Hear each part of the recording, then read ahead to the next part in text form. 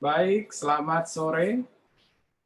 Ketemu lagi dalam sebuah rangkaian acara Mayantara JAK ID 2021. Ini hari ketiga, ya. Kita ada di urutan yang hampir di bagian belakang, dan seperti biasa yang kita ketahui yang paling belakang biasanya yang paling keren-keren. Dan kita beruntung hari ini pembicaranya, panelisnya keren-keren, moderatornya biasa. Baik, acara ini adalah acara HDI Jakarta. Maka dari itu, saya akan panggilkan Ibu Rina Renville untuk memberikan sambutan. Kami persilakan, Ibu Rina. Terima kasih Pak Amal. Hari ini adalah hari terakhir, sesi 2 terakhir di acara Mayantara JAK ID ya, Pak Amal. Terima kasih semuanya, speaker yang keren-keren di hari ini. Terima kasih Pak Gatot dari Hunter Douglas. Ada Agit sama Sisi yang muda-muda akan tampil di sore hari ini. Mudah-mudahan hari ini kita dapat inspirasi ya. Silakan Pak Amal. Ya, terima kasih Bu Rina. Nah, saya coba bacakan gitu ya satu alinea dari penyelenggara dalam bahasa Inggris. Kadang-kadang saya kalau baca bahasa Inggris itu lidahnya suka kesleo. Jadi dimaklumi karena saya orang Jakarta. Baik, the first sensation that we have when entering a new place comes from outside, an input which our brain processes and send back as an emotion. The relationship between the selected materials and shape of the space is essential to embodying a design concept, arriving at the consistent aesthetic that those who use it will interpret as a design space.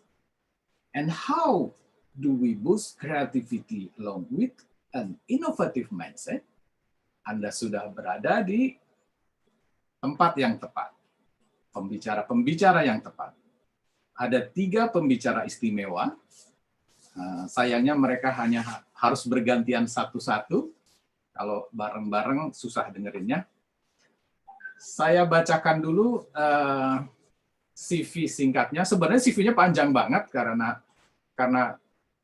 sebuah ukuran kalau orang sudah banyak melakukan sesuatu, membuat karya, itu jejaknya tuh panjang gitu. Tapi sayang karena waktunya sedikit, saya ringkas-ringkas. Jadi mohon maaf kepada panelis kalau saya memotong-motong CV, bukan berarti saya memotong-motong sejarah. Pembicara pertama adalah beliau lahir di Bandung, masih sangat muda, pada 1980. Lulus dari Universitas Katolik Parahyangan sebagai Bachelor of Architecture pada tahun 2004. Saya bacakan aja. Beliau pernah bekerja pada Budi Pradono Arsitek pada 2005 hingga 2006 dengan karya Kayu Manis Jimbaran Bali, Rumah Pori-Pori. Kemudian Woha Singapore 2006 hingga 2009. Karyanya adalah Alila Vilas Uluwatu Bali, Intercontinental Sanya Hainan Cina, New Nest House Bukit Timah Singapura. Kemudian di SUB atau Sub Architect sebagai founder pada tahun 2009 hingga 2018. Karyanya ada Rumah Swadaya, Splot Housing, Trim Reform House, Rumah Pondok Cabe, dan Rumah Sela. Arsitek MS ya, masih MS. Siapa dia? Founded in 2018 by Muhammad Sagita. Nah, Muhammad Sagita, MS. An integrated architectural design practice based in Jakarta, Indonesia. RMS provide architecture, interior, master planning, furniture and design at level and scales, at all level and scales. ARMS, RMS bacanya gimana ya? RMS gitu kali ya. Is an abbreviation of architect Muhammad Sagita. He was formerly a founding partner of SUB Architect in 2009 and worked at WOHA at Singapore in 2006. We combined, nah ini ininya, we combined innovative thinking and efficient solution as a new unique concept and evolved through the particular characteristic of each project. Award-nya banyak sekali yang didapatkan. Terakhir pada tahun 2020, IAI Award Jakarta dengan large scale residential, kemudian juga mendapatkan award dalam medium scale residential. Tahun 2019 sebagai pemenang National Geopark Banyuwangi pada kompetisi nasional yang kedua. Maksudnya adalah second place ya, juara kedua ya. Kemudian 2018 Best Open Studio Event Bintaro Design District. Nah, banyak juga beliau sebagai pembicara pada seminar, webinar dan dosen-dosen tamu. Kalau saya bacakan sekarang itu mungkin baru menjelang subuh ya, nanti kita nggak nonton Piala Eropa. Baik, saya panggilkan sangat istimewa. Beliau adalah Bapak mana tadi? Muhammad Sagita. Silakan, saya panggil Mas aja ya, karena saya lebih muda, gitu saya tidak panggilnya Mas. Silakan Mas Sagita. Terima kasih Mas Amal atau Pak Amal ya, mungkin saya lebih sopannya. Terima kasih juga untuk semua. Mungkin tadi terlalu panjang, jadi sepertinya kesannya seperti apa nanti mengecewakan lagi presentasinya. Saya langsung mulai aja. Perkenalkan, nama saya Muhammad Sagita, sering dipanggil Agit. Ini mungkin singkat kata dari penjelasan dari Mas Amal tadi.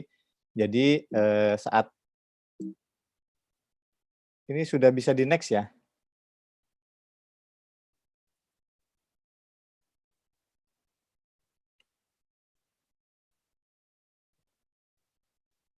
Ya, jadi nama saya Muhammad Sagita, dari arsitek Muhammad Sagita, kita branding menjadi ARMS. Nah, ini kita dibantu oleh kawan kita dulu, Studio Brown Fox, untuk membuat presentasi kenapa harus disebut seperti ini. Jadi, dianggap sebagai satu bangunan, kalau kita tempatkan komposisi massanya di setiap site itu akan berbeda-beda. Dan dia melihat bahwa setiap proyek-proyek kita itu memiliki cerita yang unik dari setiap proyeknya. Nah, jadi kartu nama kita pun di kantor kami membuat logo yang berbeda-beda atau kita sebut Dynamics logo untuk mengibaratkan bahwa tadi itu setiap proyeknya memiliki komposisi yang berbeda-beda. Di sini saya disuruh bercerita tentang public space, tapi mungkin akan saya tekankan tentang creativity and mindset-nya, karena tidak banyak proyek saya mengerjakan public space, tapi salah satunya mungkin ada yang diwakili di sini. Ini salah satu karya yang menginspirasi saya ketika Neri Enhu, arsitek dari Shanghai, presentasi di Jakarta. Dia membuat satu hotel, dia sebut The Waterhouse. Dia selalu bilang gini, never say no to client. Bukan berarti artinya kita selalu bilang iya apa yang klien inginkan, tapi dengarkan dulu apa yang mereka mau, akhirnya mereka bisa mendengarkan kita. Nah, ini awalnya klien ingin membuat hotel French style. Nah, setelah dihitung dan lain-lain, dia pikir, oh French style mungkin harganya akan menghasilkan 3 kali lipat, dengan kita mempergunakan bangunan yang di-reuse dan memiliki nostalgic, ternyata klien bilang, ya not bad lah, untuk membuat nge-reuse, ternyata budgetnya menjadi lebih efisien.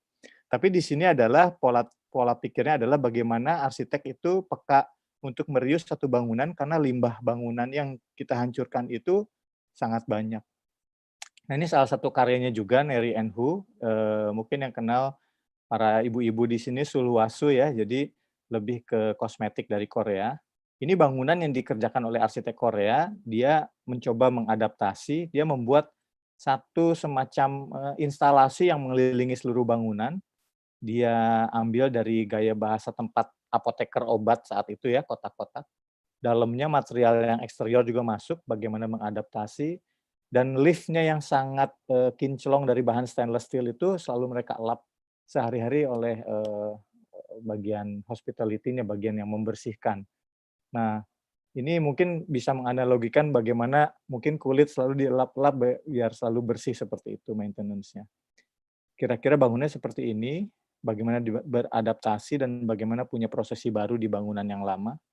Ini juga dia membuat satu chapel mempergunakan batanya reclaim material ya. Jadi batanya dia tumpuk, tapi kalau malam hari seperti lantern, dia tumpuk seperti ini reuse. Jadi bahwa material-material yang sudah tidak dipergunakan itu ketika diapresiasi dengan baik dia akan menjadi memiliki arti. Nah, ini salah satu preseden karyanya Woha di Crown Plaza menjadi satu titik ide kita juga untuk membuat satu fasad bangunan. Ini terlihat kalau batiknya dilihat dari sisi kiri dan sisi kanan itu memiliki efek yang berbeda. Ini satu hotel di Changi Airport. Nah, lalu kita juga punya ide dari Please Please ya, karya Issey Miyake, bagaimana ini menjadi branding yang sangat baik.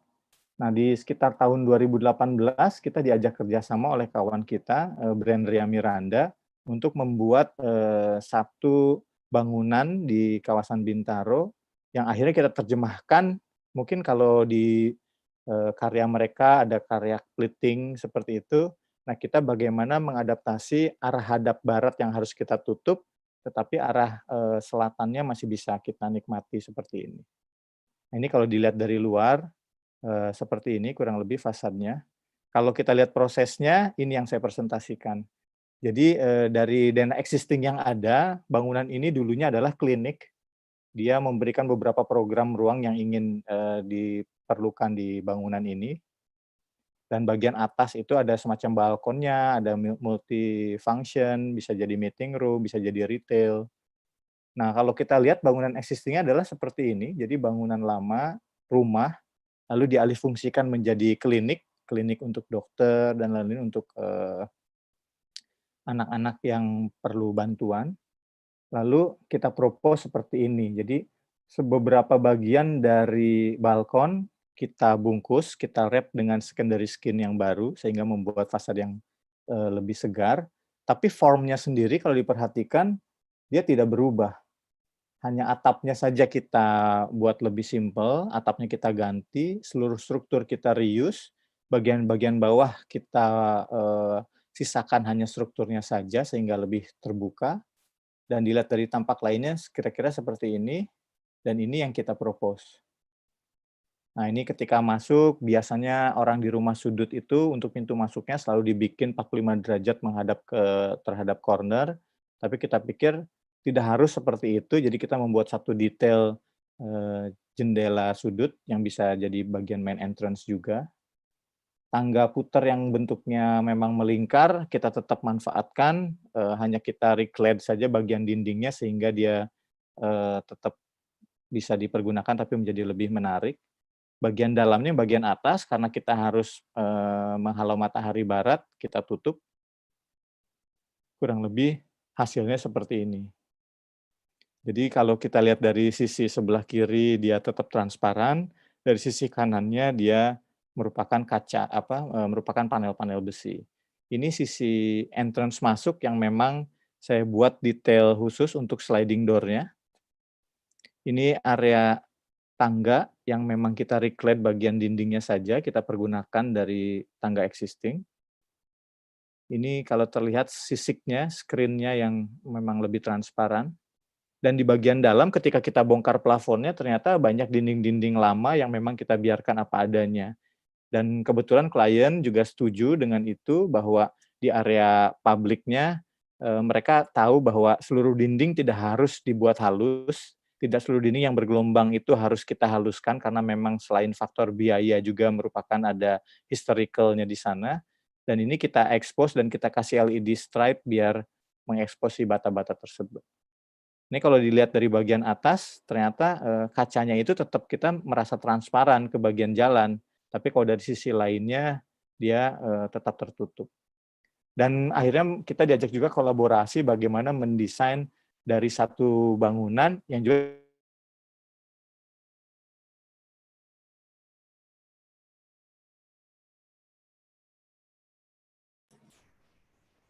Sepertinya terputus.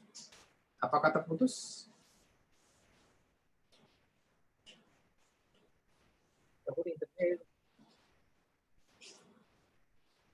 Apakah bisa mendengar, Mas Agit?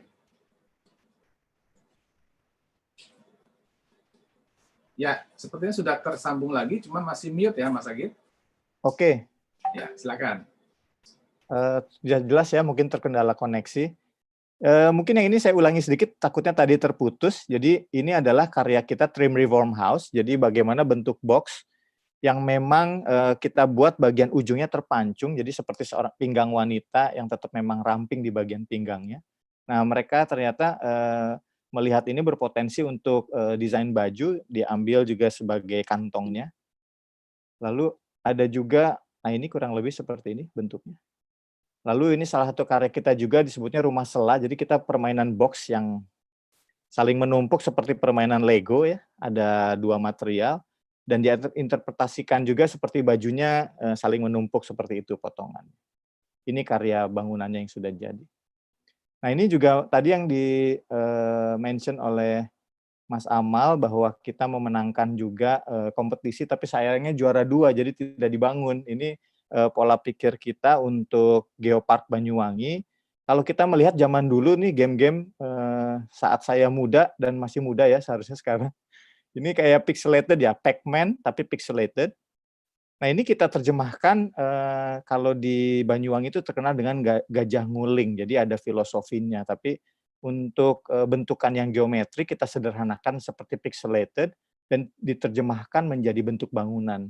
Jadi kalau kita lihat prosesnya, bentuk yang organik seperti ini, kita ingin membuat satu bangunan yang memang dia seperti blend dengan konturnya, dengan existing-nya, tapi dengan kendala pengerjaan yang lebih mudah itu adalah membuat bentuk dari geometrik. Tukang-tukang itu lebih mudah mempresisikan dengan bentuk-bentuk yang kotak gitu. Nah, kita pixelated seperti ini, kita lihat mana yang menjadi bagian dari landscape, mana yang menjadi bagian untuk kamar-kamar, mana yang menjadi bagian publik. Lalu ini kalau contohnya di kalau nggak salah ini di Vietnam ya, bagaimana si kontur-kontur terasering itu diterjemahkan menjadi pixelated facade.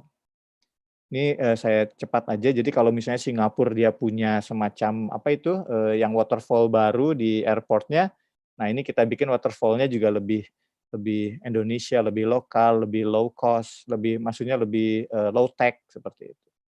Ini dia terus menurun ke contouring ke bagian bawah, bahasanya tetap membuat satu pendopo osing, rumah osing Banyuwangi kita highlights di sana.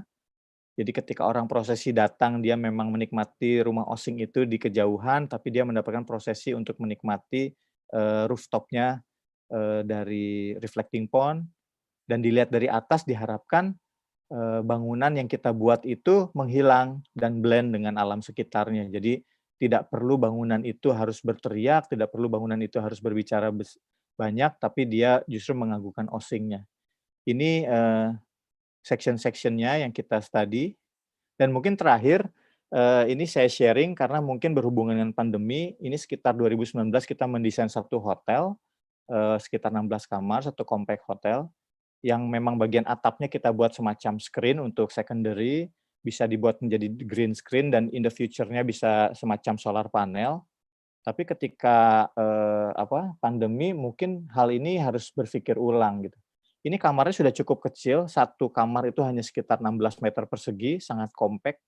Jadi tamu itu masuk, melihat kamar mandi di bagian kanan yang memang glass box, study room-nya juga sudah kita pikirkan hanya seperti semacam meja aja, bench yang bisa tetap menikmati pemandangan.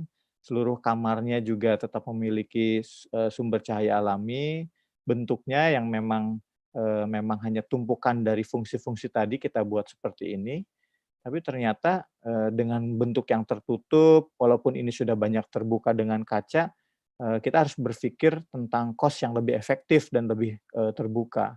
Akhirnya kita redesign, kita kuliti semuanya, screen-nya tetap kita pertahankan, bagian bawahnya itu seolah-olah ketika orang datang ke kafe itu bagian dari open space. Jadi kalau tadi lebih bersifat tertutup, kita ingin membuat taman-taman itu bagian dari lobbynya, bagian dari kafenya, bagian dari proses entrance.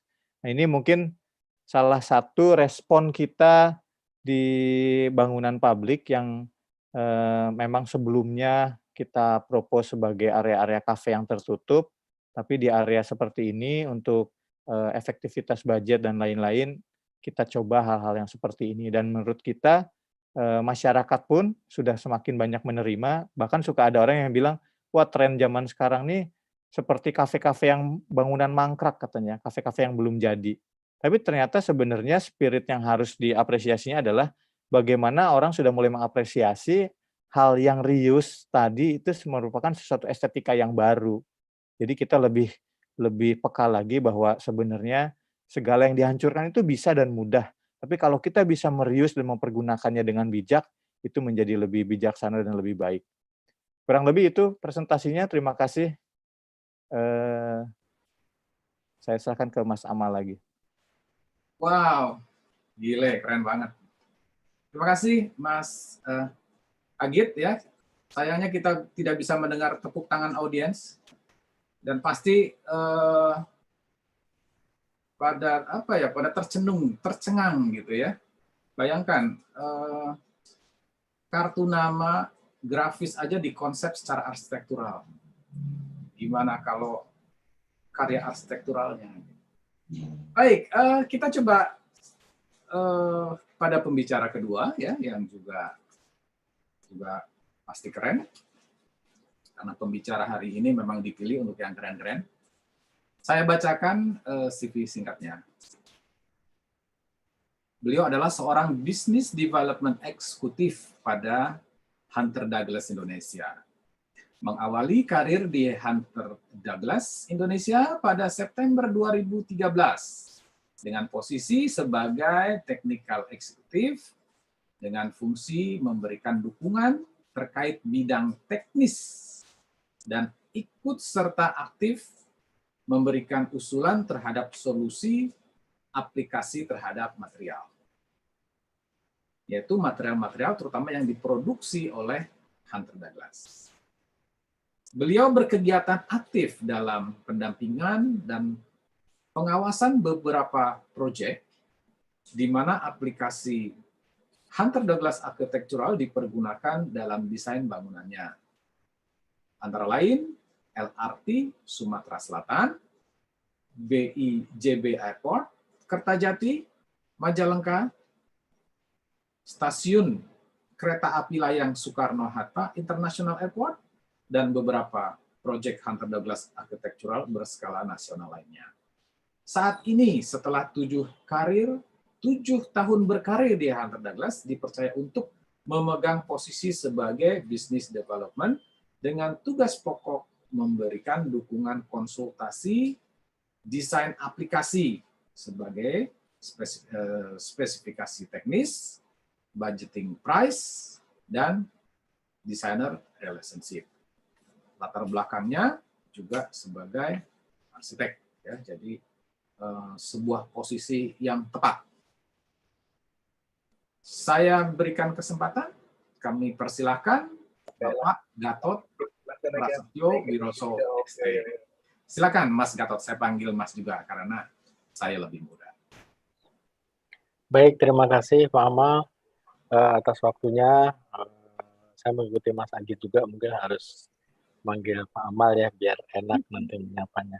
Assalamualaikum warahmatullahi wabarakatuh. Baik, saya coba masuk ke screen.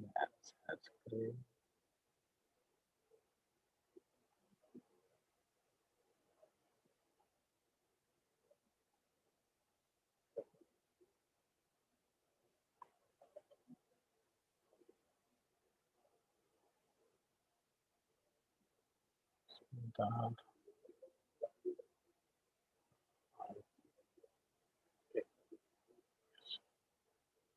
Baik, sudah bisa ditampilkan di layar ya, Pak Amal.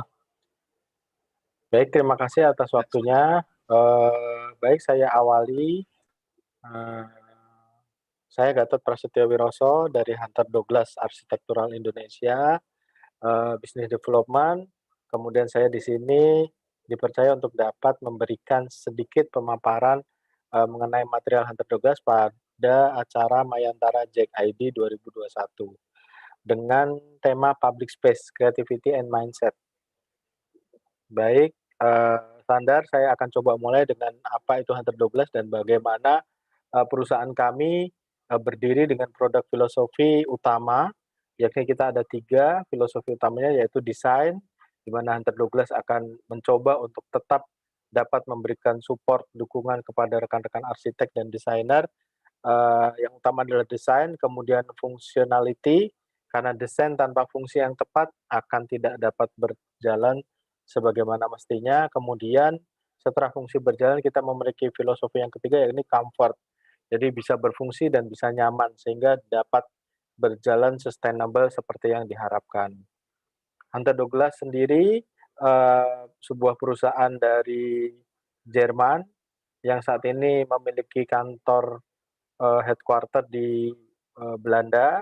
Kita berdiri sejak tahun 1919 sehingga saat ini kita sudah 100 tahun lebih. Sebuah usia yang cukup lama bagi kami pemain material industri, material building untuk dapat bertahan uh, hingga saat ini. Di Indonesia sendiri kita mengawali perjalanan dimulai dari Asia pada sekitar tahun 1965, kemudian kita mendirikan kantor perwakilan regional di Asia itu di Malaysia pada tahun 1975,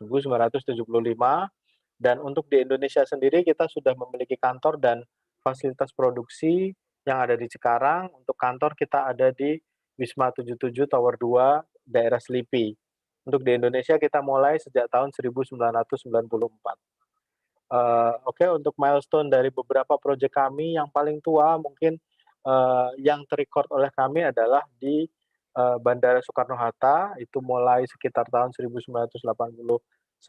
Kemudian Bapak Ibu yang sering menggunakan transportasi kereta api untuk keluar kota ataupun ke Jakarta, itu ada di Stasiun Gambir dan Stasiun Cikini, ceilingnya itu menggunakan kita. Kemudian di tahun 2013 kita memiliki proyek di Bandara Ngurah Rai International Airport, Sepinggan, dan Kuala Namu. 3 bandara ini berdiri dan dibangun secara bersamaan. Kemudian di tahun 2017 kita ada proyek di T3 Soekarno-Hatta dan Perpustakaan Nasional, satu perpustakaan yang tertinggi sebutannya di Indonesia. Kemudian 2018 kita memiliki proyek dan kontribusi aktif seperti tadi disampaikan adalah di LRT, Light Rapid Train Station di Sumatera Selatan, dan di BICB Kertajati, Bandara Internasional Jawa Barat. Kemudian baru kemarin 2019 diresmikan adalah di MRT Jakarta dan di Toto Tower di Jalan Es Parman, Toto Tower. Kemudian kita memiliki proyek di beberapa airport under Departemen Perhubungan, dan yang paling terbaru yang dan cukup fenomenal adalah New Yogyakarta International Airport di tahun 2020. Untuk Asia Manufacturing Facility kita didukung oleh beberapa fasilitas produksi pabrik. Kita ada di Malaysia, kemudian ada di India, di Vietnam, di China yang terbesar, dan di Indonesia sendiri. Jadi untuk proses supply materialnya kita didukung oleh beberapa fasilitas produksi tadi, jadi tidak perlu khawatir untuk varian dari beberapa material serta bagaimana lead time dari produksi. Jadi kita saling dukung. Oke, Hunter Douglas sendiri, Hunter Douglas Architectural sendiri khususnya kita memiliki 3 domain produk yang mungkin sudah dikenal oleh beberapa rekan-rekan sekalian, yakni di ceiling, fasad, dan sound control. Jadi kita ada 3 domain produk. Hanya saja untuk kali ini, untuk pertemuan kali ini kita coba untuk present pada area ceiling. Karena memang berhubungan dengan penyelenggara, yakni Himpunan Desainer Interior Indonesia. Jadi kita mencoba mengambil salah satu komponen dari interior yakni ceiling. Nantinya sebenarnya kita akan mencoba mengupas lebih lanjut komponen interior yang lain yaitu dinding, karena kita juga sudah mulai beberapa proyek menggunakan material Hunter Douglas arsitektural untuk area dinding. Baik, saya akan sedikit karena dari ketiga pembicara saya adalah pembicara yang berasal dari vendor produksi. Jadi Bapak Ibu nanti coba beberapa pembicaraan saya mungkin akan mencoba untuk mendapatkan atensi dari Bapak Ibu sekalian. Kami ada di Instagram Hunter Douglas Indonesia. Bapak Ibu dapat rekan-rekan sekalian dapat follow dan like beberapa project yang kita tampilkan di Hunter Douglas Indonesia Instagram ini. Kemudian untuk keperluan request material, katalog, sampel dan lain sebagainya, Bapak Ibu bisa DM dan like di Hunter Douglas IG ini. Kemudian kita juga ada di portal media sosial Arsify. Baik, kemudian kita dapat memberikan salah satu buklet berupa Commercial Ceiling and Walls Product Guide 2019 dan 2020, hard copy. Buku ini berisi 404 halaman, full color, cukup bagus di dalamnya. Kita memiliki beberapa tipe material dan project reference documentation, dokumentasi project. Bapak Ibu dapat DM pada IG kita dan bisa mendapatkan free. Tentunya dengan mencantumkan alamat dan mungkin nama lengkap sehingga kami dapat mengirimkan tepat sasaran. Baik, kami coba untuk masuk ke dalam materi yang akan saya sampaikan. Materi ini adalah nantinya berkaitan dengan public space, creativity and mindset, di mana Hunter Douglas Architectural, seperti yang kita sudah sampaikan tadi, mencoba untuk bisa lebih mengikuti trendsetter yang diciptakan oleh rekan-rekan arsitek dan desainer, sehingga kita dapat berkolaborasi secara aktif, sehingga kedepannya Hunter Douglas dapat memberikan suatu nilai lebih kepada rekan-rekan sekalian. Baik, saya coba sampaikan. Public space, saya coba kuliti satu persatu. Menurut saya, public space, saya mengambil juga dari beberapa kutipan dari para ahli atau rekan-rekan yang sudah menampilkan dalam karya-karya sebelumnya. Public space adalah suatu ruang dalam suatu kawasan yang dipakai masyarakat atau penghuninya untuk melakukan kegiatan kontak publik. Jadi publik di sini berlawanan dengan private. Jika private itu lebih khusus, memiliki jarak yang lebih terbatas. Jika publik adalah mereka digunakan, dimanfaatkan secara komunal. Kemudian creativity memiliki arti kemampuan untuk mencipta, daya cipta, perihal berkreasi dan kekreatifan menurut Kamus Besar Bangsa Indonesia. Baik, kemudian adalah mindset. Mindset terdiri dari dua kata, mind dan set. Mind lebih kepada pusat kesadaran dan menghasilkan pikiran, perasaan, ide, persepsi, dan beberapa pengetahuan serta memori. Sedangkan set adalah lebih kepada peningkatan kemampuan dalam suatu kegiatan. Bisa juga disebut sebagai keadaan utuh atau solid. Interior public space, masuk ke bahasan interior public space. Ilmu atau cara pengaturan ruangan sehingga mendapatkan persyaratan untuk memperoleh kenyamanan. Ini disebutkan oleh cukup populer juga, disampaikan oleh Bapak Subtandar, di mana interior sudah mulai memiliki batasan. Jika eksterior ya kita sebut mungkin eksterior di luar, interior di dalam. Kalau saya lebih cenderung menyukai istilah interior memiliki beberapa batasan, yaitu 4 dinding, lantai, dan langit-langit, di mana salah satunya Hunter Douglas yang saya sampaikan tadi memiliki subdomain produksi material yaitu di langit-langit atau di plafon. Saya coba mulai dengan karya terbaru kita. Sebenarnya bukan karya kita, tapi kita, mohon maaf, nantinya beberapa slide kita akan menampilkan beberapa karya arsitek yang cukup fenomenal dan menurut saya cukup membanggakan khususnya bagi tim desainer, rekan-rekan kita atau mungkin dari rekan-rekan HDI juga di sini. Ini adalah Pondok Indah Mall PIM 3 yang baru, kita menampilkan pada area ceilingnya, kita menggunakan material linear 80B dan 130B. Nanti kita akan coba lihat dan kupas apa saja itu material Hunter Douglas. Kemudian ini juga saya tertarik setelah sedikit mendapat bocoran dari bahan presentasi dari Ibu Sisi dari Sultan Hasanuddin Airport Makassar. Terdapat kemiripan dari desain yang ada di sini dengan apa yang nanti akan disampaikan itu dengan bentuk-bentuk linear dan bentuk lengkung yang coba ditampilkan dalam Bandara Sultan Hasanuddin Airport. Ini juga ada di Pondok Indah Mall PIM 3 dengan bentuk artwork berupa penari tari piring. Kemudian di ceilingnya, saya mau headline, di ceilingnya kita menggunakan material Hunter Douglas. Baik, Lux Salon Aluminium Ceiling. Jadi Lux Salon adalah brand dari Hunter Douglas untuk material ceiling. Sedangkan Hunter Douglas sendiri mengkhususkan produknya pada produk ceiling aluminium. Jadi bahannya adalah aluminium, bukan metal secara general. Kalau metal itu adalah logam, jadi kita adalah aluminium. Untuk tipe-tipenya kita bisa melihat yang nantinya bisa disampaikan ada linear ceiling. Kita memiliki tipe-tipe yang bisa kita lihat di sini. Linear artinya memanjang. Kemudian angka-angka yang di depan ini adalah menunjukkan dari lebar panel. Jadi 30 berarti 30 mili, 150 berarti 100 mili, 150 mili dan selanjutnya. Kemudian kita juga ada grid ceiling.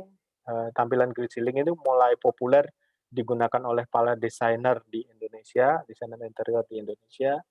Kemudian kita juga ada white ceiling.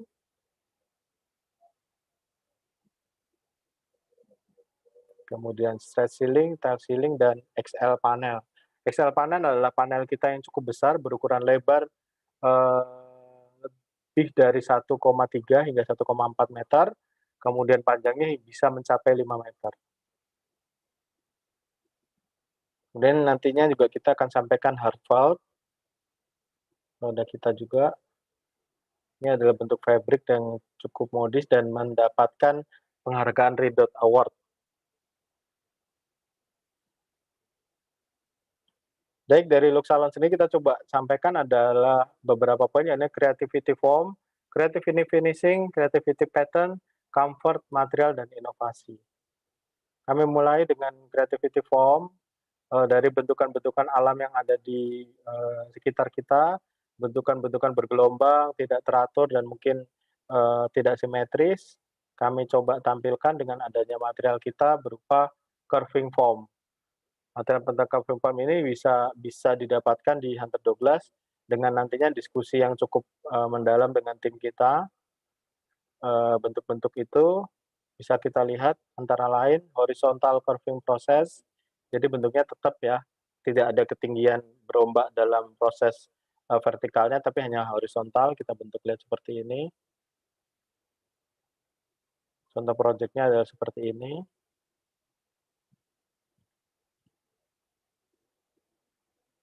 Kemudian vertical curving process, jadi sudah mulai ada permainan level, jadi bentuknya benar-benar curving, benar-benar berombak, wavy,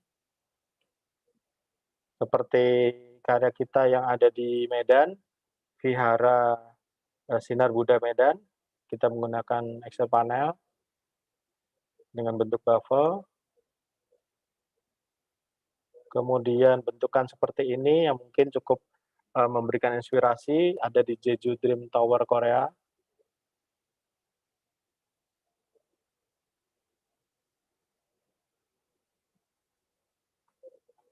Jacob Medical Center UC di San Diego. Kemudian ini yang tadi disebutkan oleh Pak Amal adalah satu bentukan dari konsep mata merak yang ada di, bukan matanya si merak, tapi konsep bentuk mata yang ada pada ekor merak. Si desainer atau si arsitek mencoba mengejawantahkan dalam bentukan desain sehingga mewujudkan karya seperti ini. Ini juga kita bisa tampilkan dalam suatu aplikasi desain interior. Bentukannya jadi ceiling tidak kaku, harus flat, kemudian harus miring dan sebagainya, tapi kita bisa bentukan-bentukan organik. Seperti bentuk circle seperti ini, kita bisa juga tampilkan. Kebetulan ini proyeknya ada di The Supreme People Court di Hanoi, Vietnam.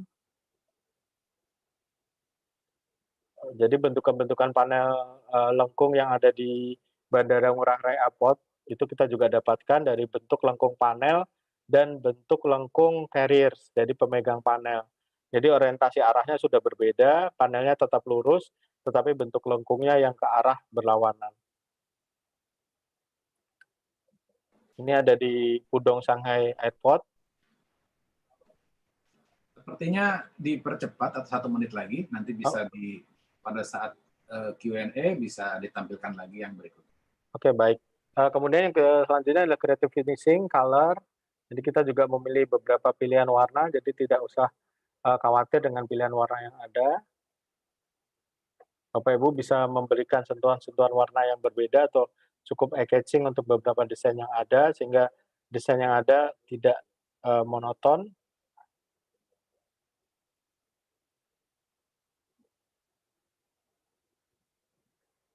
Warna wood grain kita juga bisa menampilkan sehingga warna-warna yang hanya monokrom, merah, kuning, biru, dan sebagainya, kita coba berikan opsional lain berupa bentukan-bentukan seperti ini, bambu solid wood veneer, bentuk anyaman yang sebenarnya ini dari material plat, kita juga bisa berikan, dan kita banyak pilihan bentuk-bentuk yang ada, warna-warna yang kita bisa pilih.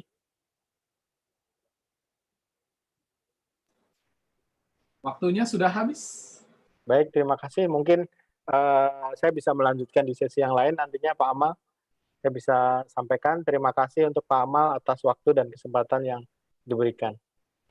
Assalamualaikum warahmatullahi wabarakatuh. Waalaikumsalam warahmatullahi wabarakatuh. Baik, terima kasih Mas Gatot. Wow, ini memancing kreativitas sekali ya, keren-keren tuh karya-karya para desainer, para arsitek yang menggunakan material dari Hunter Douglas ini.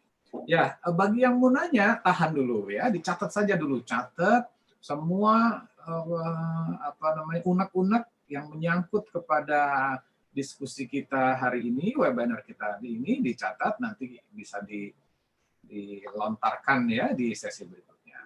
Nah, ini pembicara terakhir, pembicara yang paling cantik di antara kita berempat gitu ya. Luar biasa.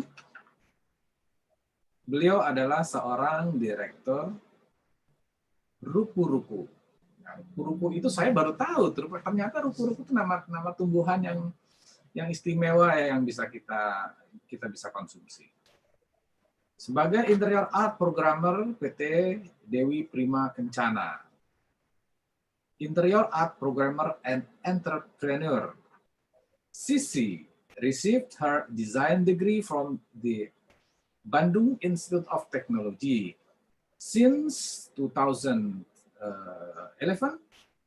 she has professionally worked as a programmer for interior, architectural, and landscape spaces. Also in 2011, Sisi has founded her own art and design company, Ruku-Ruku, whose clientele spans from personal to large private, corporate, and governmental public spaces.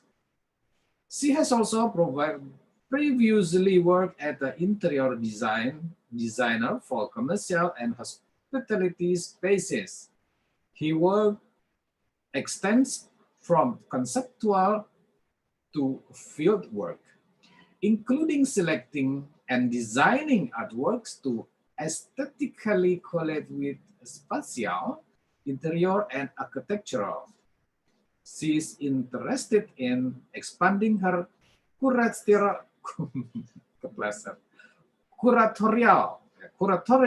and design work as applied to personal positive choices and healthy living.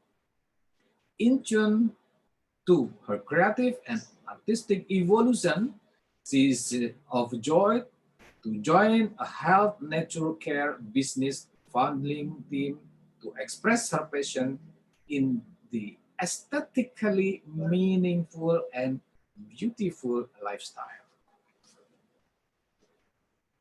Beautiful lifestyle, orangnya juga beautiful. Saya persilahkan Ibu atau Mbak Uni Sisi Prima Laila. Silakan.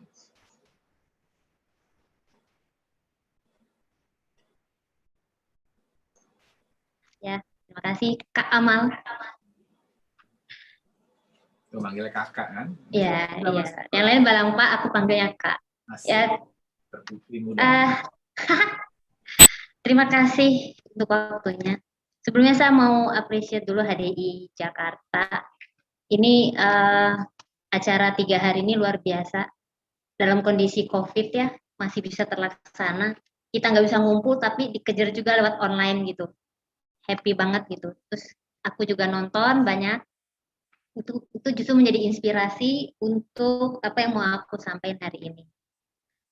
Kenalkan, saya Sisi Prima Laila. Background saya sebenarnya desainer interior, tapi saya sudah hampir 12 tahun menjadi interior art programmer. Jadi saya mensupport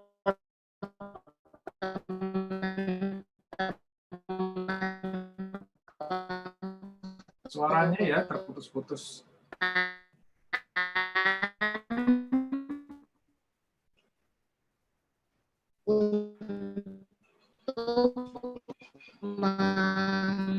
Sepertinya ada gangguan sinyal.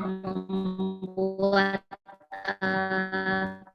program artwork untuk proyek-proyek interior dan arsitektur. Ya, lebih baik. Iya. Halo, tes? Ya, lebih baik.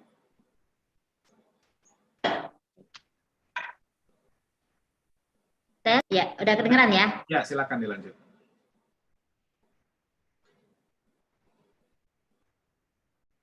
Wow. Lagi kah? Hilang lagi kah?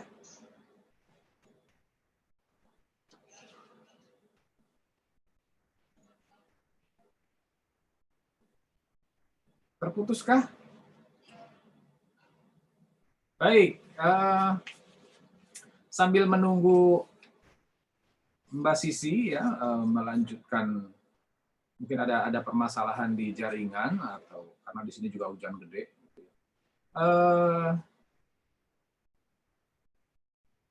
Belum tersambung malah hilang. Baik, gini aja. Kita intip ya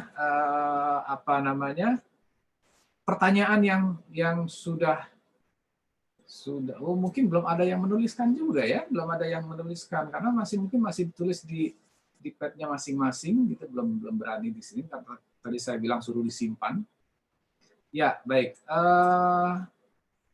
Ini gambarnya kelihatan.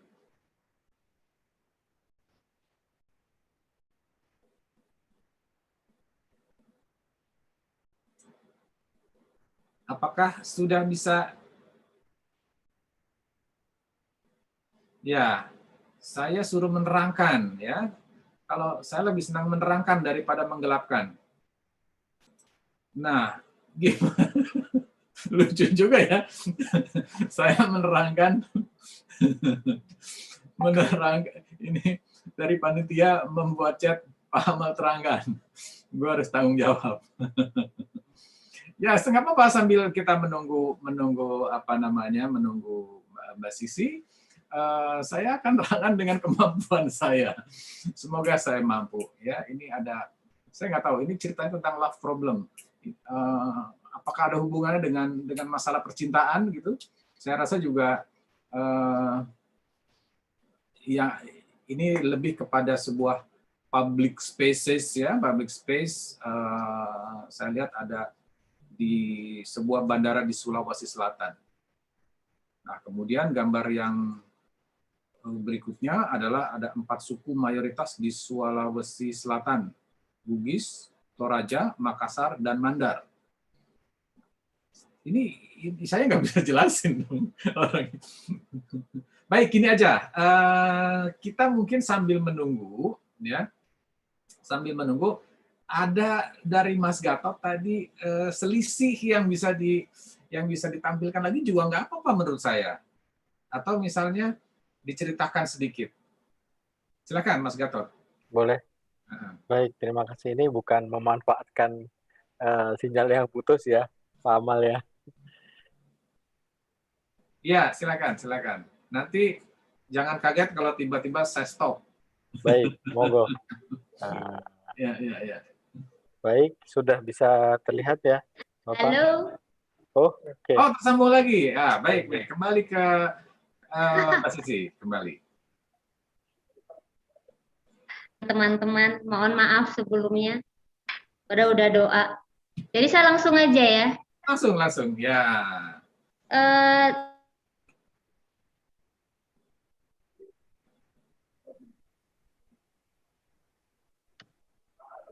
Yang sebelumnya, maaf.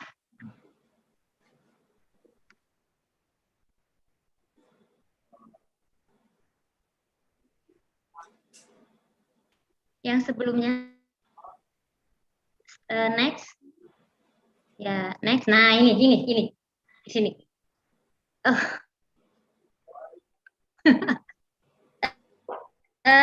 Diberikan tema yang sebelumnya, maaf.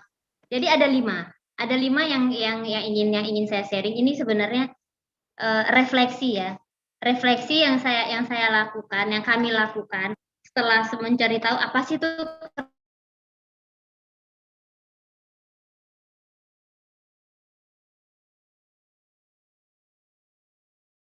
Wow, sepertinya terputus lagi ya. Kreatif mindset, karena selama ini terus terang ada yang kreatif, tapi nggak pernah mikir emang mindsetnya. Jadi setelah mencoba mempelajari hari ini,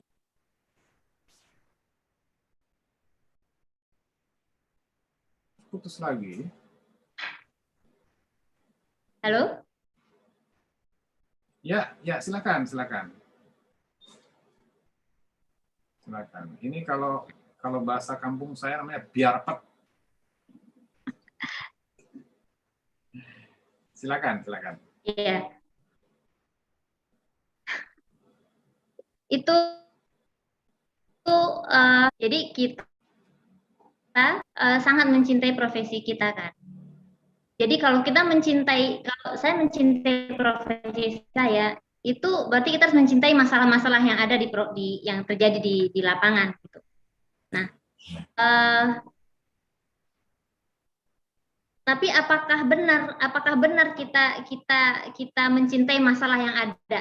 Kadang-kadang kalau kita ketemu klien yang rewel dikit aja, kita protes. Gitu. Jadi itu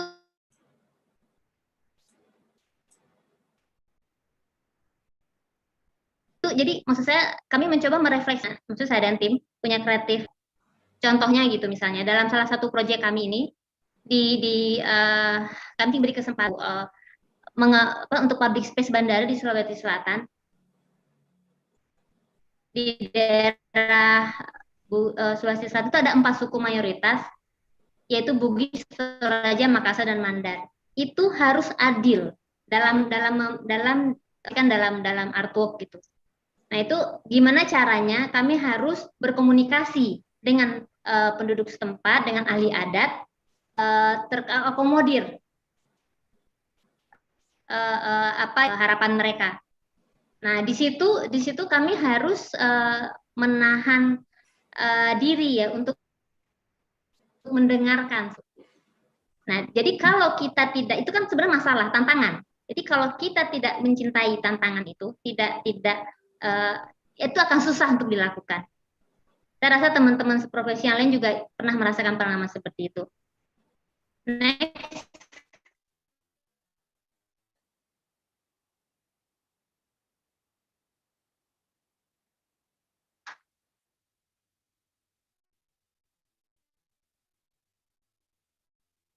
Ini juga ini kalau ya Bapak kan, jadi tidak semua dikerjakan sendiri gitu. Jadi kita bisa saling belajar. Ini karya beliau ini saya sangat kagum itu dibikin dari kayu yang dipotong tipis-tipis. Dipotong tipis-tipis, kemudian ditempel satu persatu ke permukaan dinding.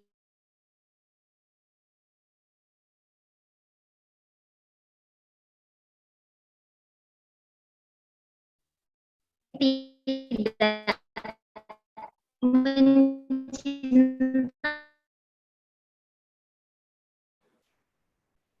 Sepertinya masih ya, masih terputus-putus.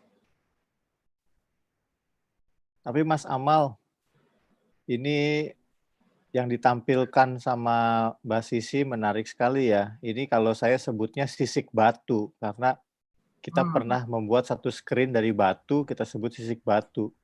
Nah ini berarti benar-benar sisik ya, tapi jadi artwork. Ya.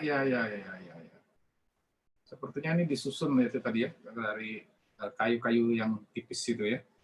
Ya, sebenarnya tadi perbincangan Mbak Sisi sempat ngundang kita untuk meeting di kantornya, presentasi bersama-sama. Tapi saya memutuskan untuk presentasi di rumah, nih sinyalnya lebih bagus. Ya. Tapi semoga Sisi bisa kembali lagi. Mungkin Mas Amal bisa diskusi ke slide-slide berikutnya aja. Ya, coba atau mungkin gini, Mbak Sisi dimatikan saja slide-nya. Itu juga pengaruh terhadap suara Videonya. pengiriman data kali ya. Nah, jadi belum nongol lagi ya. Oke, baik. Gini, kita bicara public spaces ya. Public spaces itu yang kalau kita bicara space gitu ya, ruang ya, kita di arsitektur dan interior bicara ruang. Tadi juga sudah disinggung oleh Mas Gatot bahwa ruang itu mempunyai 3 batas, lantai, dinding, dan lain-lain. Dimanapun, baik itu ruang dalam maupun ruang luar, pasti ada batasan itu, yang secara fisik atau secara maya. Mbak Sisi bisa on lagi sudah? Wajahnya sudah terlihat? Oh, Saya punya sisa waktu berapa lagi, maaf? Enggak apa-apa, bicara saja, santai. Tapi masalahnya begini, kalau share screen mungkin terputus-putus, dicoba dengan apa namanya, dengan secara vokal aja langsung. Oke. Berarti saya nggak usah pakai gambar dulu gitu ya? Nah, dicoba. Ya, silakan. Oke. Jadi gini. Untuk mempunyai creative mindset itu ada 5 tanda-tandanya. 1, kita love problem. Kita mencintai masalah yang muncul. Kedua, try multiple ideas until solved. Kita selalu mencoba mencari jawaban lebih dari 1 dari setiap masalah yang ada. Kadang udah ketemu 1 tapi coba lagi, atau bahkan bikin 1 tapi gagal. Jadi sering mengalami kegagalan terus-terusan. Betul ya, teman-teman juga sering melakukan gitu. Tapi creative mindset, dia nggak pernah sedih gitu. Dia gembira setiap gagal. Oh, berarti ada kesempatan lagi untuk mengulik solusi yang lain. Yang ketiga, see effort as play. Jadi setiap usaha yang dilakukan itu seperti suatu permainan. Sesuatu yang menggembirakan, tidak pernah menjadi suatu beban. Jadi itu tanda-tanda orang yang punya mindset kreatif. Gitu. Jadi kalau misalnya, jadi kalau di slide saya itu ada orang yang mencoba membuat meja atau top table dari bonggol jagung yang orang buang tapi diolah oleh beliau menjadi suatu material yang berguna. Itu kalau nggak iseng ngapain gitu kan? Karena dia senang melakukan hal itu gitu. 4, seek useful criticism. Nah, kalau saya mungkin atau teman-teman, saya kalau ngomong ke orang tuh, oh silakan dong kasih masukan. Tapi kalau masukannya nyelekit, saya marah dalam hati gitu, sebel gitu. Orang udah bikin susah-susah, lu nggak ngerti sih prosesnya gitu. Tapi kan secara profesional kita nggak boleh ngomong kayak gitu. Tapi saya yakin di titik tertentu kita menerima kritik itu sakit. Creative mindset tidak pernah merasakan sakit seperti itu. Justru itu peluang bagi kita untuk melihat oh mungkin ada lubang yang kita nggak ngerti, kita nggak lihat selama ini gitu. Kalau ada yang nggak enak, ya udah dipinggirin aja. Jadi hal itu yang sering saya lupakan. Nah dengan dikasih tema ini oleh panitia, itu membuat saya merefleksikan diri lagi, apa benar saya punya mindset yang kreatif gitu. Yang kelima, collaborate to help other succeed. Kadang-kadang teman seprofesi kalau sedang nggak kerja ya kita temenan. Tapi kalau misal lagi berkompetisi di itu ada rasa kayak saya nggak mau kalah dari dia, itu oke. Tapi kita kayak nggak mau maju bareng gitu. Kadang-kadang suka kayak gitu. Tapi kalau kreatif mindset dia nggak pernah takut hal kayak gitu. Justru dia akan berpikir kalau teman saya maju, teman saingan saya maju, saya akan ikut maju pasti. Kalau bidang usaha saya dikenal orang, saya juga akan dikenal orang. Misalnya nih art programmer, itu kan sebenarnya nggak umum. Apa itu inter art programmer? Ngapain aja? Berapa orang yang menamai dirinya sebagai inter art programmer? Saya baru dengar saya sendiri gitu, yang sok-sokan jadi inter art programmer gitu. Awal-awalnya saya nggak mau orang punya profesi yang sama dengan saya gitu. Jadi saya punya banyak saingan. Tapi dengan waktu berjalan, saya semakin dewasa bahwa nggak gitu. Kalau misalnya ada 10 intra programmer di Indonesia, orang jadi mengenal profesi saya, orang tahu kebutuhan itu gitu. Jadi creative mindset itu selalu open minded. Jadi setiap tantangan halangan itu dianggap sebagai pintu pembuka justru gitu. Jadi poin saya sebenarnya, acara ini membuat saya merefleksikan diri saya gitu. Oke, saya kreatif, cukup kreatif lah. Tapi mindset saya gimana? Oke apa enggak gitu. Jadi ini saya sharing diri saya sendiri ya sebenarnya. Nah kemudian di slide saya tuh mencoba memperlihatkan lah problem saya itu seperti apa, kami itu seperti apa. Apakah teman-teman juga mengalami hal yang sama? Terus saya langsung ke bagian terakhir, public space ya. Jadi ada fenomena di public art trend. Jadi art kan sekarang sudah familiar ya, orang-orang sudah mulai tidak mengambil jarak dengan seni, dengan art. Malah ingin terlibat, malah ingin mengkreat sebuah karya seni. Kalau dulu zaman saya takut, saya nggak punya jiwa seni, suka gitu. Saya juga dulu kayak gitu. Tapi sekarang enggak, sekarang lebih mudah untuk menikmati seni kalau zaman sekarang. Nah, yang menarik untuk zaman sekarang, public art trend itu ada 3 yang selalu ada atau selalu dicari. Interaktif, teknologi, nah yang terakhir adalah use, bahasa Inggrisnya juga patah-patah, Kak Amal, lebih jelek dari Kak Amal. Use, try, and true materials. Apa itu ya, susah banget gitu. Terus kita browsing 3 hari, apa sih ini maksudnya gitu. Jadi yang kami tangkap adalah banyak sekarang tidak melulu suatu karya artwork itu dari material mentah. Misalnya dari kuningan mentah dibentuk jadi suatu karya itu enggak. Justru berkolaborasi, justru berinteraksi dengan yang sudah jadi atau terpasang. Contohnya karya 9 Matahari. Dia video mapping ke Museum Fathahillah ya. Itu kan udah jadi. Trade use. Udah jadi materialnya, terus diinteraksikan. Nah, tadi saya juga di slide saya ngambil satu karya dari Pak Gatot, dari Hunter Douglas, Pak. Jadi yang sudah terpasang di bandara mana gitu, terus nanti senimannya mencoba meng-create karya lagi, tapi melibatkan material yang sudah terpasang itu. Kemudian ada interaksi dengan pengunjung. Jadi itu yang menjadi tren di public art trend. Itu ada di slide saya munculkan visualnya. Atau saya kayak Pak Tino Sidin gitu ya, mau lihat begini, kelihatan enggak? Enggak juga. Ya udahlah ya. Yang penting saya usaha.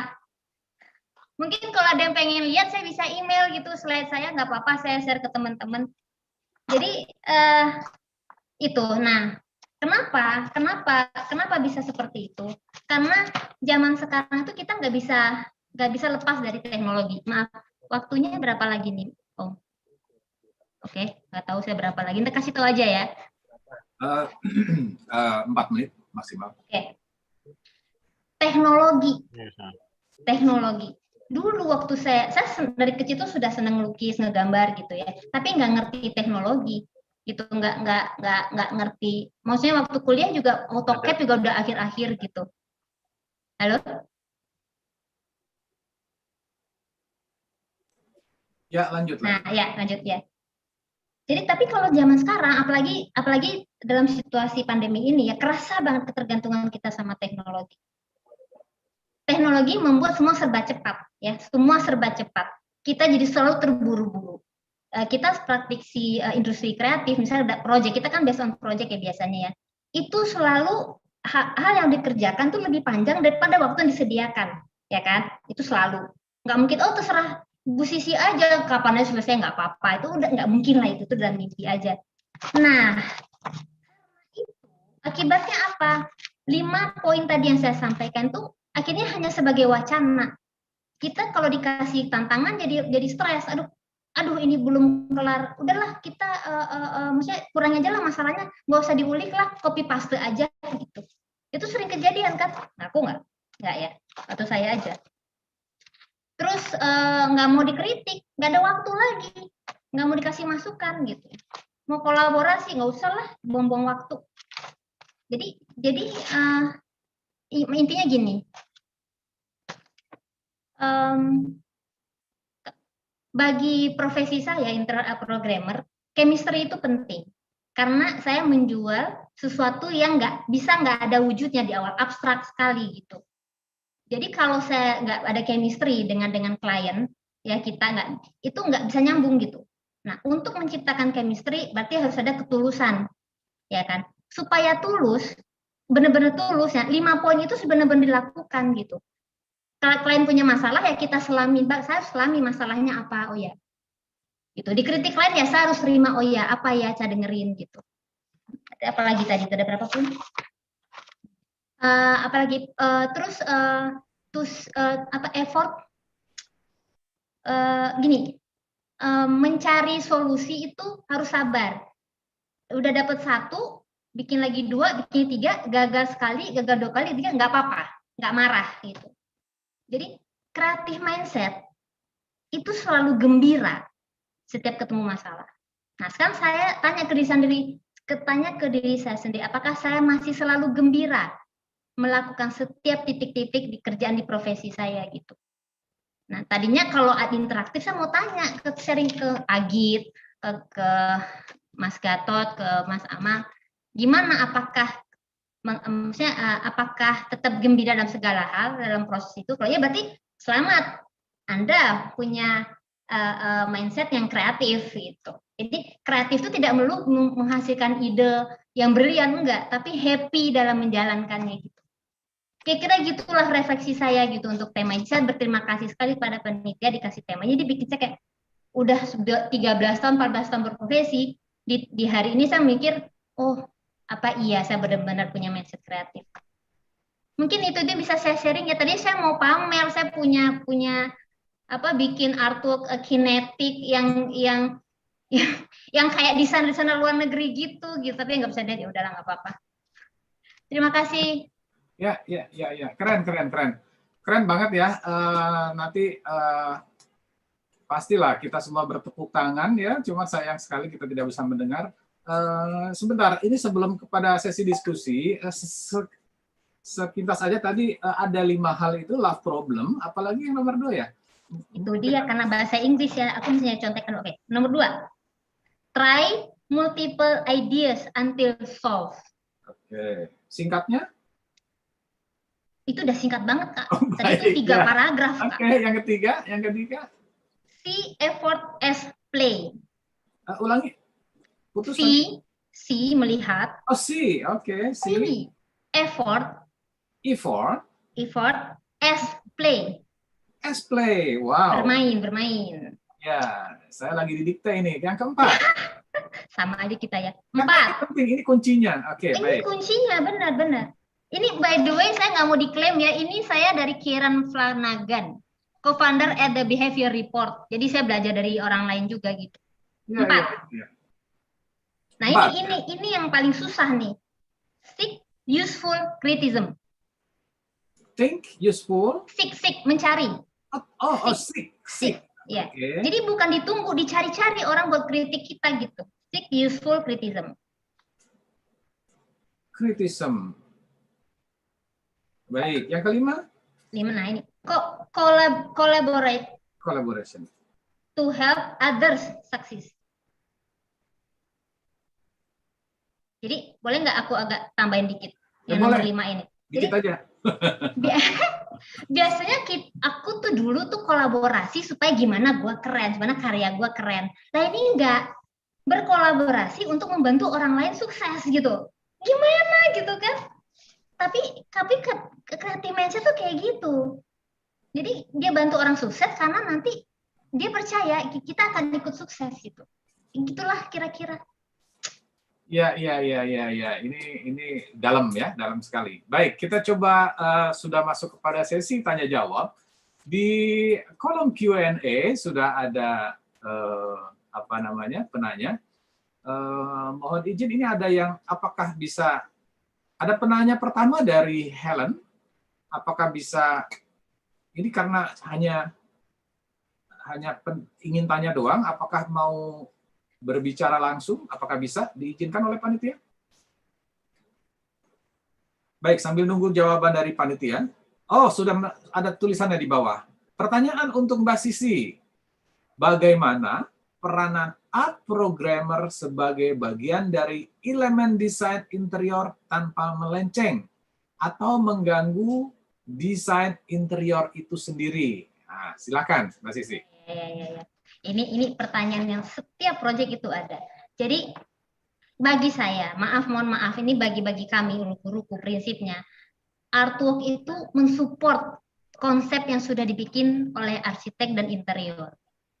Gitu. Kalau ada kesempatan untuk bangun konsep sama-sama di awal itu lebih baik lagi. Tapi biasanya artwork itu datang belakangan. Nah, setiap desainer, setiap arsitek itu tahu pada akhirnya butuh satu titik yang nggak bisa dicapai karena ada tuntutan ergonomis. Itu hanya elemen estetis atau artwork yang bisa membantu mencapai titik itu. Nah, kami sifatnya itu membantu, jadi bukan justru menimpa, bukan menjadi fokusnya gitu. Tapi dengan kerjasama yang baik itu akan menjadi satu kesatuan. Nah, itu butuh komunikasi, itu butuh apa? Butuh chemistry antara saya, desainer, arsitek, dan ownernya gitu. Menjawab nggak Helen, Mbak? Ya. Semoga menjawab ya. Sebenarnya begini, ini relate juga dengan apa yang tadi Mas Agit katakan di awal gitu, bahwasanya kalau ada klien meminta sesuatu, ya dengerin dulu gitu, jangan terus nurut aja atau gimana gitu ya. Coba kasih tanggapan sedikit Mas Agit. Ya, Mas Amal, saya pertama mau bilang Mbak Sisi keren banget. Kenapa? Karena ini cuma masalah kendala teknis dari internet ya. Ini kejadian sekitar tahun 2007 di Singapura, ada pembicara namanya arsitek Rafael Vinoli menjelaskan tentang proyek mereka di South Beach Road, jadi di tengah kotanya Singapura. Dia tidak menang, tetapi saat itu ada kendala teknis, tidak bisa mempresentasikan presentasinya di layar. Saat itu belum zaman-zamannya webinar. Lalu dia bisa sketsa di depan panggung, dan informasi itu bisa disampaikan ke audiens dengan baik. Nah, ini tadi Sisi sama nih. Tanpa ada gambar, dia memberikan contoh ide pemikiran kreatif itu seperti apa disampaikan. Nah, kalau tadi di awal mula presentasi saya berbicara itu adalah presentasinya Neri Enhu, satu kata yang membuat saya ingat sekali bahwa dia bilang never say no to client. Bukan berarti kita selalu bilang yes, apa aja yang klien ikuti itu kita langsung lakukan. Tetapi kalau kita tidak mendengar apa yang mereka mau, bagaimana mereka mau mendengarkan juga yang kita arahkan seperti apa gitu. Jadi kita dengar dulu, kita tampung, lalu perlahan-lahan kita coba tampilkan apa sih sebenarnya pemikiran kita. Nah, di presentasi saya di awal tadi mungkin lebih banyak berpikir bagaimana pesan-pesan kreatif mindset ini, apa yang saya pesankan ke klien, apa tujuan kita, bagaimana bisa merius, bagaimana bisa membuat bangunan yang lebih ramah lingkungan. Tapi ternyata dari Sisi lebih menjelaskan bagaimana pola pikir seorang desainer yang bisa membuat karya lebih baik lagi, itu tadi. Walaupun kalau masalah revisi biasanya sih ya, kadang desainer itu semakin banyak revisi, kadang semakin mumet, dan kadang belum tentu menjadi lebih baik gitu. Kadang ada hal itu juga. Tapi dengan pola pikir yang lebih baik, mungkin kita bisa terima juga, dan kadang bisa kembali lagi ke titik awal. Ternyata yang pilihan pertama itu lebih baik, kadang gitu. Ya. Nah, ini kan eh,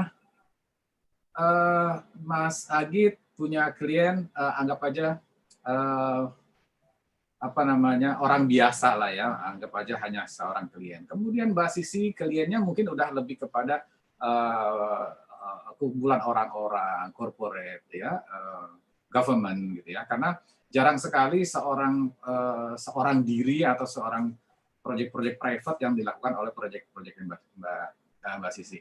Nah, sekarang yang kliennya adalah, ini kliennya biasanya arsitek ini, yaitu dari material. Nah, Mas Gatot nih gimana nih? Ngadepin klien-klien yang para desainer, yang arsitek, sebenarnya gimana sih? Bawel mana sih arsitek sama orang biasa, orang umum gitu? Silakan, Mas. Baik, terima kasih. Saya ingin sampaikan selamat buat Mbak Sisi. Cukup inspiratif menurut saya karena apa yang disampaikan sih sebenarnya tidak terlalu muluk-muluk ya. Semua pasti dihadapi oleh semua desainer, semua arsitek. Gitu ya. Seperti contohnya tadi melihat itu sebagai suatu permainan gitu ya. Melihat seperti bermain, like a play, kemudian kolaborasi, kemudian relate dengan apa yang tadi disampaikan atau ditanyakan oleh Pak Amal, mungkin kolaborasi ini sangat sering kita lakukan dan kita malah berharap ini bisa selalu dilakukan karena tahu sendiri kita sebagai vendor material bangunan selalu pengen bisa menjawab apa sih yang dituntut oleh arsitek seperti Mas Agit, Bu Sisi, kemudian ada mungkin beberapa teman-teman arsitek yang lain. Saya coba sedikit contohkan, misalnya eh, seperti ini, bisa terlihat ya Pak Amal. Ya. Salah satu contoh karya dari teman-teman arsitek juga, teman-teman desainer, ini adalah salah satu area yang ada di Terminal Bandar Udara Juanda Extension Surabaya. Kita diminta untuk merancang suatu public space, bukan merancang ya, memberikan suatu jawaban dari desain yang ada dengan bentuk arsiran garis-garis yang tegas, kemudian bagaimana ini bisa menyatu dengan artwork yang ada pada sisi area tengahnya. Jadi material kita ada di sisi yang baffle, yang garis-garis, di mana garis tegas ini tetap bisa menyatu dengan bentuk batik kawung yang mungkin menjadi pilihan dari arsitek ya, dari desainer, sehingga bisa terjadi kesesuaian ruang yang cukup bagus. Nah ini yang kita sebut misalnya dari desainer memberikan tantangan berupa seperti ini, dengan kreativitas yang ada di Hunter Douglas, teman-teman desainer di internal tim kita juga kadang sih berpikir untuk, wah ini mohon maaf misalnya arsitek, wah ini arsiteknya benar-benar nantang nih, benar-benar kasih yang susah nih, tiba-tiba dengan bentuk seperti ini kita dituntut untuk bisa memberikan suatu apa sih pilihan material yang akan kamu berikan gitu. Beberapa yang lain misalnya saya juga cukup tertarik dengan beberapa karya Mas Agit tadi. Saya coba share screen untuk beberapa yang lain. Ya, tapi pada prinsipnya itu ya, permasalahannya sama lah ya. Ngadepin desainer sama ngadepin. Oke, silakan. Ini gambar. Ini kayak tempat wudhu ya? Iya, benar. Ini adalah tempat wudhu di Masjid Gede Bage di Jawa Barat. Tunggu.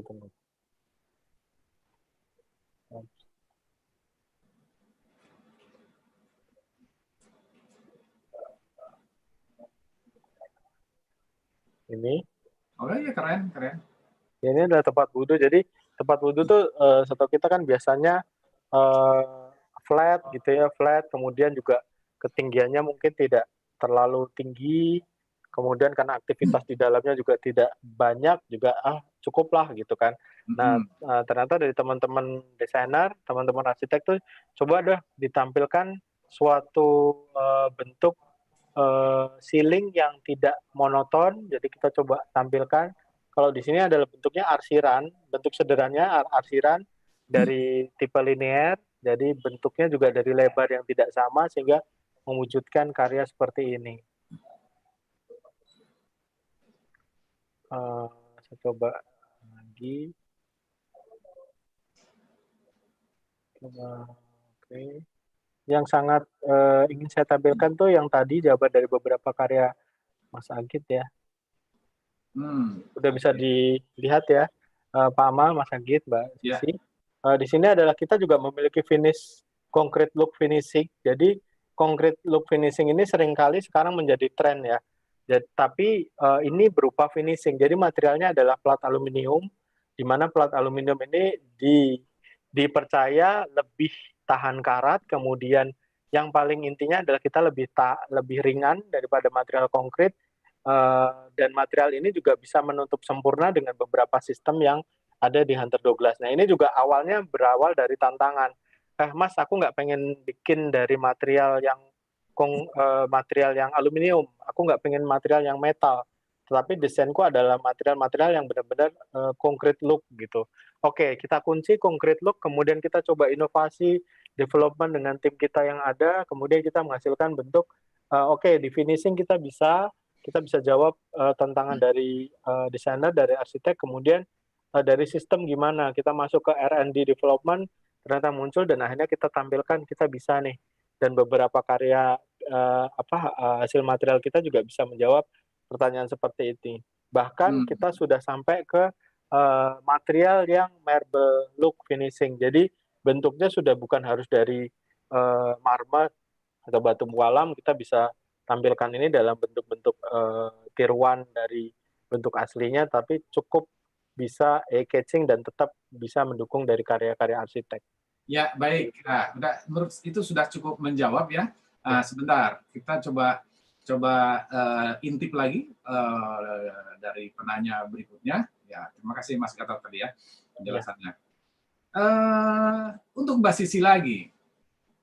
Mbak Sisi, bagaimana memunculkan ide atau inspirasi dalam mendesain artwork untuk sebuah proyek sehingga menjadi unik dan memiliki value yang tinggi? Silakan Mbak Sisi. Iya. Kuncinya kan kita ini kan bikin atau bukan buat diri sendiri, buat seseorang, ada request. Jadi kuncinya adalah harus kenal dulu, harus kenal siapa yang kasih, siapa yang minta, siapa yang butuh. Jadi harus kenal apa kebutuhannya. Jadi cara nguliknya bukan sekedar tahu ruangannya, ukurannya enggak, tapi apa yang dia suka, apa yang membuat dia bersemangat. Jadi harus kenal dulu itu satu. Kedua, value. Kalau untuk value itu sebenarnya material apapun, kalau ada faktor personalnya terhadap artwork itu bisa value bisa tak terhingga. Jadi value itu tidak selalu dinilai dari harga. Ya bisa dari memori, dari nostalgia. Jadi kuncinya kenal dulu, kenali sungguh-sungguh gitu. Buka hatinya, yang butuh itu siapa, bagaimana gitu. Kedua, disiplin. Jadi inspirasi itu nggak datang cuman kayak ngelihat jendela, angin sepoi-sepoi, pinggir pantai, nggak gitu. Tapi butuh disiplin. Jadi trial and error, semua itu tentang angka, berkali-kali gitu untuk akhirnya mendapatkan inspirasi yang tepat untuk proyek itu. Wow, ya, baik. Ya, waktunya mepet sekali rupanya ya. Sepertinya ini tadi adalah pertanyaan terakhir yang saya bacakan karena sudah tipis sekali waktunya. Di sesi terakhir ini adalah saya meminta dari masing-masing panelis pembicara untuk memberikan semacam closing statement. Itu bisa berupa apa saja, bisa berupa hobi, bisa berupa pesan-pesan, wejangan, bisa apa saja. Yang nggak ada hubungan sama arsitektur interior dan space juga boleh. Silakan, saya mulai dari Mas Agit. Mungkin yang agar berkesinambungan dengan presentasi tadi yang saya di awal, ya mungkin hubungannya dengan bahwa never say no to client, artinya kita coba dengarkan apa yang mereka inginkan, dan kita juga berharap bahwa klien juga mendengarkan dan saling menghargai, mengapresiasi apa juga yang akan kita bisa berikan saran-saran kepada mereka, dan kita berharap bahwa ternyata semakin dalamnya profesi ini dan semakin tertantang dengan misalnya pandemi, budgeting juga menjadi sangat berperan ya di dalam satu proyek. Kita mungkin harus lebih sadar bahwa ketika kita mendesain seperti tadi presentasi yang terakhir, bahwa hotel itu yang awalnya memang terkait budget kita bisa membuat sesuatu hal yang tertutup, sekarang semua sudah berubah, semua sudah berganti. Orang lebih mengapresiasi bagaimana bisa menikmati udara segar, udara outdoor yang lebih baik. AC itu bukan menjadi satu hal yang memang sebutnya suatu kemewahan gitu. Kalau kita bisa merasakan udara open air yang lebih baik, bisa menikmati outdoor dengan menikmati di bagian-bagian open public space, di bagian kafe, itu juga menjadi satu nilai lebih bagi desain-desain kita. Nah, saya sangat mengapresiasi kawan-kawan desainer yang bilang katanya kalau dalam bahasa style disebutnya ini bangunan-bangunan yang sekarang tuh seperti seolah-olah bangunan yang belum jadi, bangunan yang hanya tidak di finishing. Tapi yang saya apresiasi adalah bagaimana semua semakin sadar lagi dalam mendesain, bukan hanya gaya bahasa desainnya, bukan hanya stylenya yang kita ambil, tetapi justru bagaimana kita lebih sadar dalam mendesain dan ini tuh harus dibawa kemana. Apakah kita harus merius dengan sadarnya bahwa bangunan itu tidak semuanya hanya dibongkar dan ternyata limbahnya sangat banyak.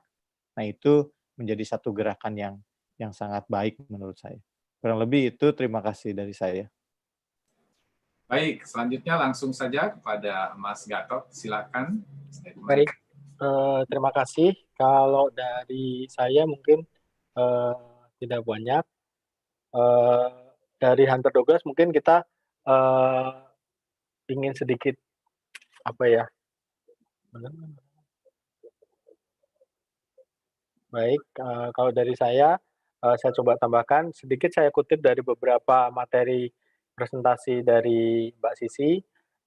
Terus berkarya, kemudian jangan takut untuk membatasi diri, jangan membatasi diri dengan tantangan yang ada, kemudian melihat proses mendesain sebagai suatu proses bermain, jadi kita bisa menikmati, kita bisa lebih enjoy. Kemudian batasan, jika ada batasan mungkin lebih kepada material, mungkin kami menunggu beberapa tantangan yang mungkin bisa diberikan dari rekan-rekan desainer, arsitek.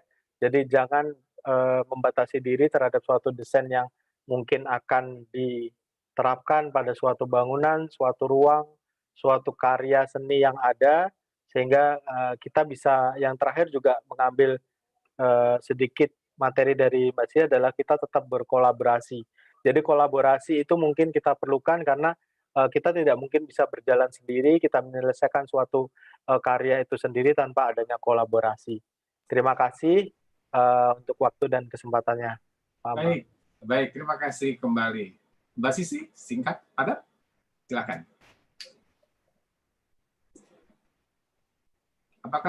Apakah bisa mendengar? Ya, jadi bisa. Ya, silakan. 1-2 patah kata. Waktunya sudah habis sebenarnya. Silakan.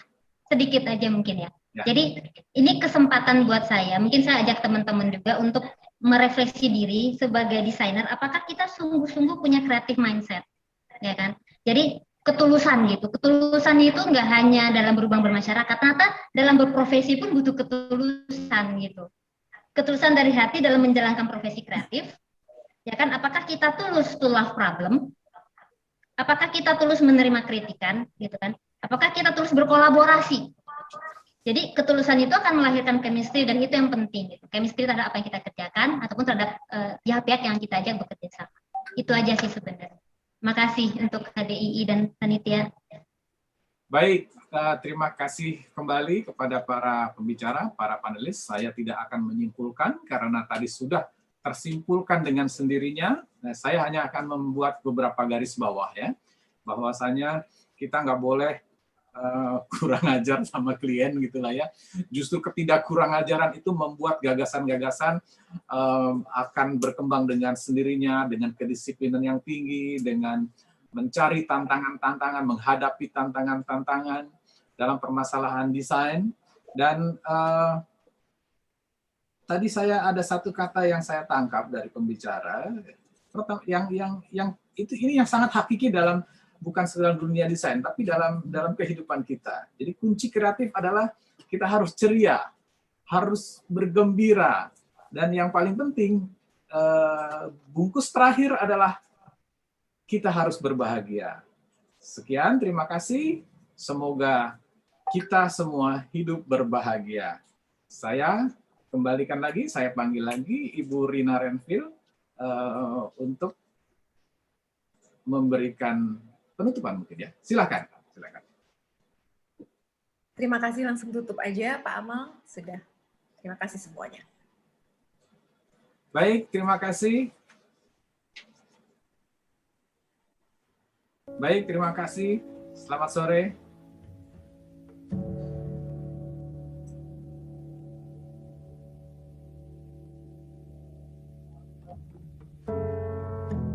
As a longtime admirer of Japanese design, architecture, and culture, it was my great honor to be asked by Okamura Corporation to collaborate on a new line of conference seating.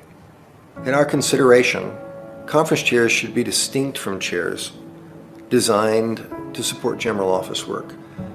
And yet, it seems that most chairs specified for conference rooms are primarily intended for use in open or private office spaces, with features that don't benefit or even at odds with the activities of conferencing. So this chair really has been distilled down to the essence of what a chair that supports conferencing and collaborating should be. The chair reflects the philosophy of shibusa. Shibusa is a Japanese word which refers to a particular aesthetic of simple, subtle, and unobtrusive beauty. Very simple forms, refined, understated, and intended to be seen in a composition. There's nothing about the chair that shouts at you. It's a chair that whispers, I'm here to support you. It's pared down to the essence of what a chair should be. Simple, but at the same time sophisticated.